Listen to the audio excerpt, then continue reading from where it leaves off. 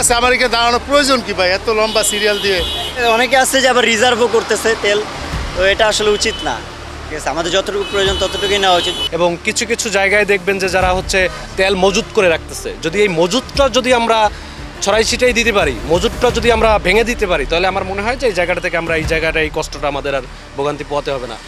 এখানে তো তেল তো আছে, পর্যাপ্ত তেল আছে, সবাইকে তেল সর্বভাবে ট্যাঙ্কি ফুল করেই দিচ্ছে। একটু বেগ পেতে হচ্ছে, লম্বা লাইন দিয়ে ধরে থাকতে হচ্ছে, কারণ ঢাকা অনেক পেট্রোল পাম্পেই বন্ধ। যেগুলো আছে সেগুলো কম বেশি করে দিচ্ছে, এটা আমাদের একটু ধৈর্য ধরে নিতে হবে। তেল আমাদের আছে। মূল কারণ হচ্ছে আপনার পর্যাপ্ত পরিমাণে ঢাকা সিটিতে যদি 100 পাম্প প্রয়োজন হয়, সেখানে আপনার সর্বোচ্চ গেলে 10টা পাম্পে প্রতিদিন তেল দেওয়া হয়। এখন এই 10টা পাম্প কোনটা তাও আমরা সঠিকভাবে জানি না। অনেক সময় ওয়েবসাইটের মাধ্যমে আমরা খবর নিয়ে আসি।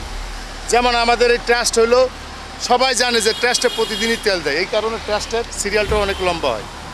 আর এখানে দেখা যাচ্ছে লিমিট, অনেক সময় লিমিট থাকে না, লিমিট ছাড়া তেল দেয়, আবার ওই সময় লিমিট করে দেয় তেলের।